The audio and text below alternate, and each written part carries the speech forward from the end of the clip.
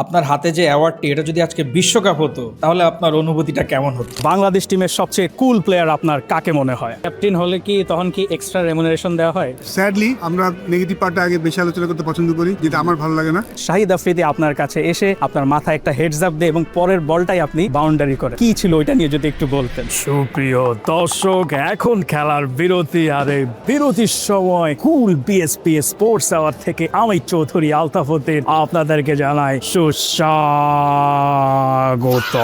আপনারা দেখতে পাচ্ছেন প্যান প্যাসিফিক সোনারগাঁও হোটেলে স্পোর্টস এনথুজিয়াস্টদের বিশাল মিলন মেলা বসেছে। বাংলাদেশ জাতীয় দলের ক্যাপ্টেন, ধারাভাষ্যকার, আম্পায়ার থেকে শুরু করে আরো অনেক গণ্যমান্য মানুষের সমাগম হয়েছে। জমকালো ফ্ল্যাশ মবের মাধ্যমে পর্দা নামে এবারের আয়োজন। ইভেন্টের এদিক সেদিক ঘোরাফেরা না করে চলুন চেষ্টা করা যাক কিছু সাক্ষাৎকার নেওয়ার। হামজা, ঋতুপর্ণা, আপনাদের দুজনের কেউই আজকে অ্যাওয়ার্ড নিতে আসতে পারেননি, কেমন লাগছে?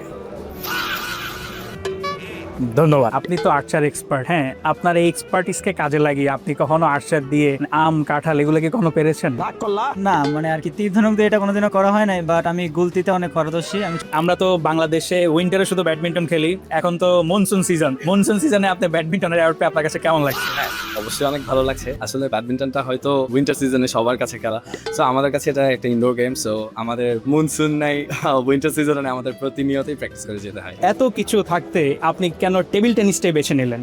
আমি ফার্স্টে কোয়ান্টাম স্কুলে ভর্তি হয়েছিলাম এবং সেখানে ফুটবল ক্রিকেটের ব্যবস্থা ছিল না, তো এই জন্য ওখান থেকে আমার টেবিল টেনিসটা বেছে নেওয়া। বাংলাদেশ টিমে বিভিন্ন সময় বিভিন্ন কুল প্লেয়ার ছিল, আসলে ন্যাশনাল টিমে যারা খেলে সবাই কুল। শাহিদ আফ্রিদি এসে বললো যে জাস্ট বলটা দেখো আর মারো। তারপরে 3 বলে 12টা রান করেছিলাম, একটা 6, একটা 4, একটা 2 রান নিয়েছিলাম। আপনি যখন স্পোর্টসম্যানদের ইন্টারভিউ নেন, আমরা যখন দেখি, হ্যাঁ, আমার কাছে মনে হয় আপনি ঝগড়া করছেন, বাট আসলে কি আপনি ঝগড়া করেন? আপনি তো আপনার কোশ্চেন গুলো করেন, কিন্তু সেটাকে অনেক সময় মানুষ ভেবে থাকে যে আপনি ঝগড়া করছেন। না না ভাই, ঝগড়া করি না, একদমই না। আর ঝগড়া করলে তো কেউ আসলে আমার প্রশ্নের উত্তরও দেবে না। আমি জাস্ট আমার প্রশ্নগুলো করি, হয়তো আমার ওয়ে অফ ডেলিভারিটা ওইরকম, এন্ড দ্যাটস ওয়াই অনেকের কাছে মনে হয় অনেক কিছু। আপনার কি ক্যাপ্টেন হওয়ার ইচ্ছা আছে কিনা? না, ক্যাপ্টেন হওয়ার ইচ্ছা তো থাকবেই। First time as a player হিসেবে যাই ন্যাশনাল টিমে লং টাইম খেলতে, পারফর্ম করতে। ভাই লাস্ট কোশ্চেন, এটা আমার জানা নাই, ক্যাপ্টেন হলে কি তখন কি এক্সট্রা রেমুনারেশন দেওয়া হয়?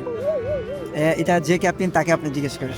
খালেদ মাহমুদ সুজন, আপনি এক সময়ের নান্দনিক খালেদ মাহমুদ সুজন, আমি তো খালেদ মাহমুদ সুজন।